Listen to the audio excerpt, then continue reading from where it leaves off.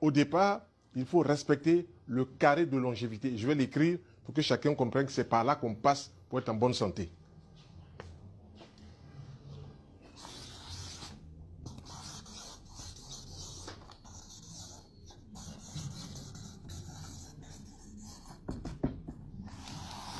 Premièrement, le sommeil.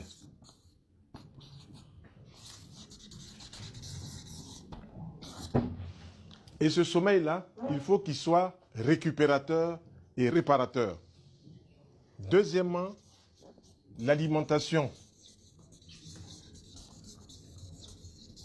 Il faut mettre sur l'alimentation saine. Je dis l'alimentation saine parce que chaque jour, nous sommes en contact pour le monsieur tout le monde avec 3 repas. Petit déjeuner, midi et soir. Et puis il y a des personnes même qui mangent 5 fois. Et d'autres qui mangent 6 fois. Mais tout ça, c'est lié aux conditions de vie, c'est lié aux problèmes de la vie. Donc, chacun gère comme il peut son alimentation. Ensuite, troisième, c'est comment on appelle l'équilibre émotionnel.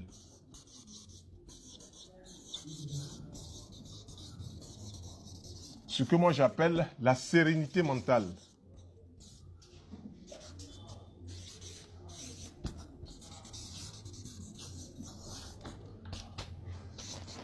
Et puis, quatrième facteur, c'est la marche.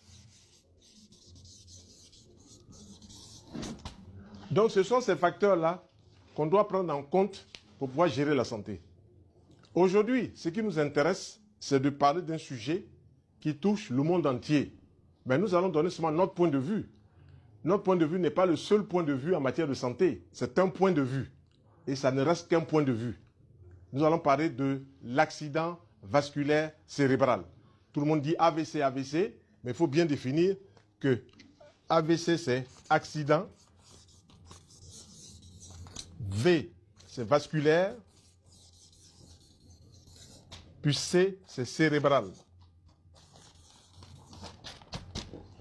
Ce qui m'a été donné d'étudier pendant ces 4 années en intensif avec des stages pratiques en naturothérapie avec mes maîtres qui sont des médecins d'hôpitaux qui pendant 10 ans, pendant 20 ans, pendant 30 ans ont pratiqué les urgences, ont pratiqué la médecine des hôpitaux et puis eux-mêmes ont rencontré des problèmes de santé. Ça arrive. Le médecin n'est pas exempt de maladie. Toute personne peut tomber malade, mais il y a des règles qu'il faut respecter pour ne pas tomber malade tout le temps. Et ayant essayé la médecine des hôpitaux, ça ne leur a pas souri comme ils le souhaitaient. Ils ont commencé à chercher du côté des pays anglophones. Ils ont été du côté de Londres, et puis ensuite ils ont été du côté des États-Unis. L'accident vasculaire cérébral, ça peut arriver à tout le monde. Mais qu'est-ce qu'il faut faire pour ne pas être atteint d'accident vasculaire cérébral? C'est ce que je vais présenter moi, et puis donner quelques conseils vraiment pratiques. Donc, l'accident vasculaire cérébral, comme son nom l'indique,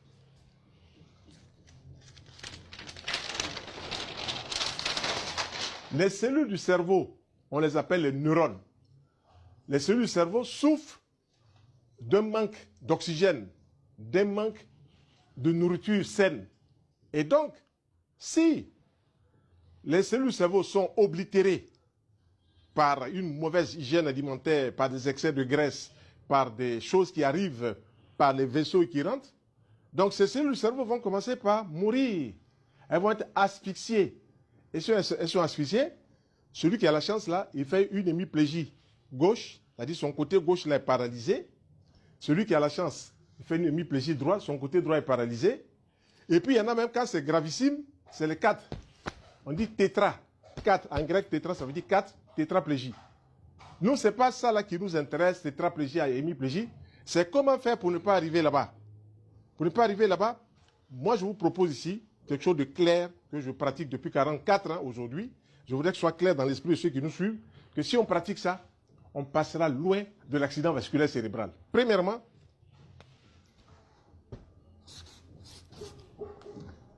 au petit déjeuner,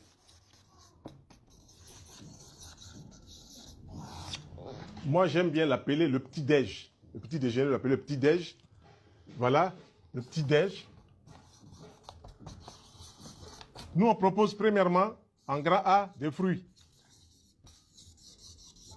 Des fruits qui sont mûrs, des fruits qui sont variés, des fruits qui sont juteux et à volonté. Donc, tous les fruits que nous avons dans la région où nous vivons, nous devons pouvoir les consommer, sauf peut-être ceux que nous n'apprécions pas. Moi, j'ai rencontré des gens qui n'aiment pas les oranges. Oui, mais quand j'ai regardé leur circuit alimentaire, c'est des gens qui mangeaient beaucoup de bananes, plantains cuites, beaucoup d'igname. Donc, les hydrates de carbone cuits sont bourrés dans le corps. Donc, ils ne sentaient pas du tout la banane douce. Ils ne sentaient pas certains aliments crus, comme la banane douce. Et ils étaient portés sur les pamplemousses pour faire des compensations de sels minéraux. Ils étaient portés sur les oranges. Et ceux qui mangent assez sainement, ceux-là, ça ne leur pose pas de problème d'avoir toute l'alimentation qu'on a habituellement. Donc, petit déjeuner, fruits mûrs. Je donne quelques exemples. Orange, pomme, papaye, pamplemousse,